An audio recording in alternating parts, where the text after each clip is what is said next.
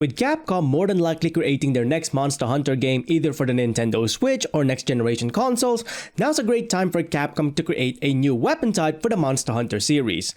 Now I've already looked at two weapon types that Capcom could add to Monster Hunter in terms of the overall series. However, in today's video, we're going to be looking at yet another weapon type that Capcom actually created all the way back in Monster Hunter Generations.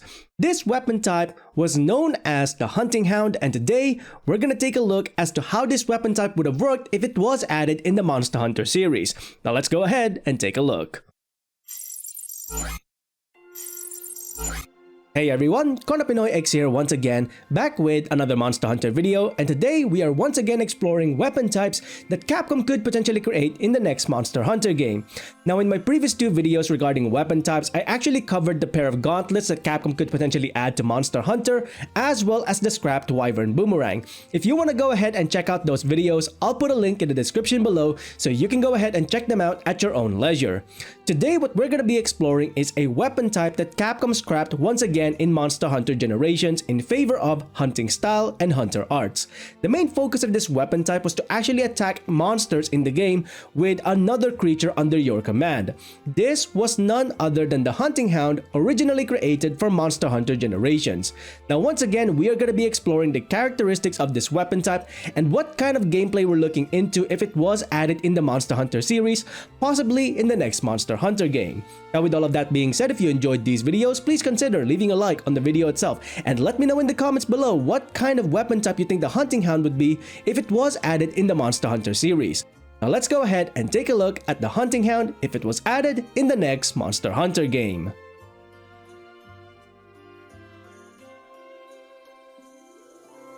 Now to kick things off, just what exactly was the Hunting Hound before Capcom scrapped it in Monster Hunter Generations? The Hunting Hound was meant to be a weapon type that solely focused on attacking a monster using another creature, in this case the Hound, in order to deal damage. This is vastly different from something like the Insect Glaive because most of the damage output is actually coming from the actual creature attacking the monster rather than the hunter. The hunter does have a limited amount of physical attacks in order to fend for themselves should the monster start attacking the hunter instead. So the main focus here is dealing damage to the monster using the Hound companion that you have. And for the most part, I think this would have worked well as a weapon type in Monster Hunter Generations because we already have something along the lines of the Insect Glaive anyway, where you actually command a creature to do certain attacks on a monster. In this case scenario, however, the Insect Glaive has an insect, whereas the Hunting Hound obviously has a hound or a dog in terms of attacking a monster. So overall, that's the Hunting Hound for you. It's all about attacking a monster using your hound as the main output of damage.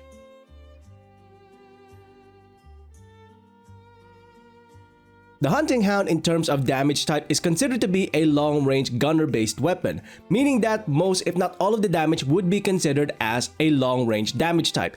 Having said that though, much like that of the slicing ammo on a bowgun as well as a sticky ammo, this will be able to deal blunt as well as severing damage, allowing you to take off tails of a monster as well as be able to stun them if you actually aim for the head of the monster.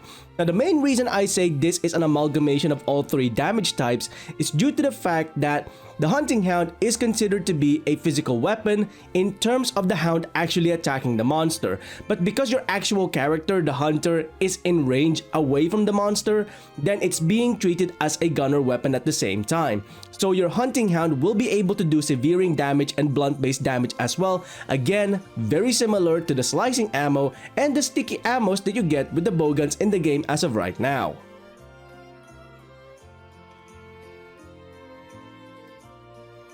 Moving on from damage type, let's now take a look at the potential gameplay that we are looking at if the Hunting Hound was actually added in the Monster Hunter series. First and foremost, this is treated as a long-range gunner weapon, meaning that the focus here is you keep your distance away from the monster whilst the Hunting Hound actually fights the monster for you. Now Capcom's concept art doesn't show us any button combinations in any way, shape or form, but it does give us the basic attack patterns that your Hunting Hound will take depending on the button combinations that you have. Again, we don't have the actual button combinations, but we do have the attack patterns. These are the three basic attack patterns that Capcom created with the Hunting Hound in mind for the Monster Hunter series. You have the Hunting Hound circle around the hunter, which is a very basic attack. You also have a zigzagging rush-like attack where the actual hound zigzag left and right in order to attack a monster. And finally, you have a leaping attack where the Hunting Hound actually leaps into the air in order to attack any flying creatures. These are your 3 basic attack patterns with the Hunting Hound depending on the button combination that you press. Now, alongside the actual attack patterns that you have with the Hunting Hound, the hunter themselves also get a very basic 3-hit combo. This is just to make sure that if the Hunting Hound is not available to defend the hunter themselves can actually fend off the beast that's attacking them. This is very basic at best, much like that of any other long-range weapons in the game, but at the same time it is there as an option in case the Hunting Hound gets incapacitated in any way, shape, or form. Now, if you're looking for an example of gameplay regarding the Hunting Hound, you don't really need to look that far for an example. Capcom has done a very perfect job of actually creating a Hunting Hound playstyle, but on a very different game, and that is none other than Devil May Cry 5. In Devil May Cry 5, you have the character V who can summon up to 3 familiars in order to do the fighting for him. Now, V's gameplay in general is very similar to the Hunting Hound. It's all about commanding your familiar to attack the demons and keeping your distance away from them, similar to how you command the Hunting Hound in Monster Hunter and keeping your distance away as the Hunting Hound does the fighting for you and you're commanding it. Now, with the case of my example with V, I mostly focus on my example with Shadow, because Shadow is actually a perfect creature to portray what a Hunting Hound would be like, despite the fact that Shadow is actually based on a Black Panther. Now, in terms of overall gameplay that you can see right here, I'm actually trying to portray a very close relation to the Hunting Hound in Monster Hunter to V's familiar Shadow in Devil May Cry. I'm showing you a number of its aerial attacks, I'm also showing you a number of physical attacks that it can do on the ground, so on and so forth. This is basically the basic idea behind the Hunting Hound in terms of general gameplay if it was added in a Monster Hunter game. Alongside its basic combat features, we also have the ability to command our Hunting Hound to actually target body parts on a monster in order to break them. Basically speaking, if you tell your Hunting Hound to focus on the tail, like you can see on this concept art right here with the Glavenus, then the Hunting Hound will simply focus on the tail of the monster until you tell it to move on. This is mostly done in order for you to break body parts more easily when commanding the Hunting Hound because of the fact that unlike long-range weapon types where you can actually aim your weapon towards those body parts, the Hunting Hound is a creature that you command. It's not necessarily gonna go to that body part unless you tell it to do so. So this is a feature that we have on the Hunting Hound in order to break parts more easily on a monster. So now that we know the potential gameplay of the Hunting Hound if it was added in a Monster Hunter game, let's quickly take a look at altering the Hunting Hound's overall capabilities based on the headgear that it's wearing. According to the concept art as well as some other sources, if you actually alter the headgear of the Hunting Hound, you can have different capabilities on the Hound, including new attack patterns and new behaviors. This means that much like that of the ammo types that we see in bowguns, you can alter the way your Hunting Hound works in the game, especially with regards to attack patterns. Now, I don't think you can change the headgears on the fly similar to ammo types, but at the same time, it does give your Hunting Hound unique capabilities based on the headgear that you're wearing at the time. So the better the headgear, the better capabilities your Hunting Hound will have if it was added in a Monster Hunter game. Now, because the Hunting Hound is considered as a creature that is living in the game, you also need to keep an eye out on the stamina of the Hunting Hound if you're fighting certain monsters. Now, you may be able to alter the capabilities of a Hunting Hound, but if the Hunting Hound can't fight in any way, shape, or form because it's too tired and it's hungry, then the Hunting Hound is useless to you. Meaning that, much like that of ammos on a bowgun, you need to be able to reload the Hunting Hound in the game. In this case scenario, you restore the stamina of the Hunting Hound by giving it something along the lines of well-done stakes in order for the Hunting Hound to get back on its feet and start fighting again. This is pretty much a feature, once again, similar to ammos in the game, because the idea here is you keep attacking at long range, but you also need to micromanage that resource, in this case scenario the stamina of the Hunting Hound, in order for you to be effective at fighting the monster.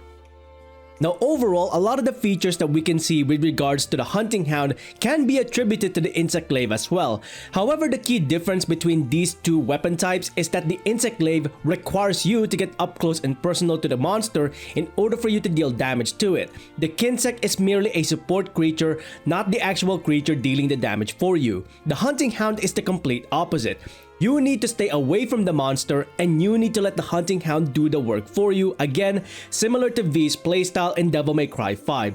However, having said that, considering the fact that Capcom has the Insect Glaive in Monster Hunter World and Iceborne as of right now, as well as back in Monster Hunter 4 Ultimate and Monster Hunter Generations Ultimate, I think it's safe to say that we can technically have this particular weapon type, the Hunting Hound, in a future Monster Hunter game because we already have a weapon type that technically gives us a little bit of a template to work around with in terms of creating a weapon type that relies on a creature attacking a monster. Alongside the fact that we have Insect Glaive as of right now, we also have the ability to get in an extra part of our item bar when using a bow gun as well as a bow. In the case scenario of bow guns and bow, the reason that we get extra features on our item bar is to be able to scroll through the different ammo types and coatings that we have when using these long-range weapons. Now, considering the fact that the Hunting Hound is meant to be a long-range gunner-based weapon, we will also get that added feature into our item bar. However, instead of scrolling through different ammos like we would have with the bow gun, we are instead scrolling through different body parts of a monster that the Hunting Hound will target for us. This means that all of the features that we have in the Monster Hunter series, including the Insect Glaive, can be used as a template to create the Hunting Hound once again with regards to the next Monster Hunter game. And that is pretty much it for this video, taking a look at the Hunting Hound as a weapon type in the Monster Hunter series. Once again, it's a little bit of a shame that Capcom did not make this into a fully fledged weapon, especially considering the fact that we have the Insect Glaive as of right now in the games, and for the most part, they work as the exact opposite of one another. For the most part, the Insect Glaive has all of the templates that you need to create a weapon type where the main focus is the creature attacking the monster. They already have the basics with the Insect Glaive. They can make that into something a little bit more advanced when using the Hunting Hound as a weapon type in the next Monster Hunter game. Hopefully, with the Devil May Cry 5 example, Capcom does take it into consideration because of the fact that they did perfect this particular playstyle with V in Devil May Cry 5. What do you think about the Hunting Hound in the Monster Hunter series? Is it something that you would like to see in a future Monster Hunter game, or would you prefer to see a different weapon type when it comes to the next Monster Hunter game? Let me know in the comments below what you think about the Hunting Hound as a weapon type in the Monster Hunter series. Now that is pretty much it from me for this video. If you enjoyed these videos, please consider leaving a like on the video itself and subscribing to the channel, as well as hitting that bell icon so you can go ahead and catch up on any future Monster Hunter content that I might be doing or any other games that I might be playing in future. Until then, I hope you enjoyed this video. Thanks ever so much for watching, and I'll see you next time. Onward and upward.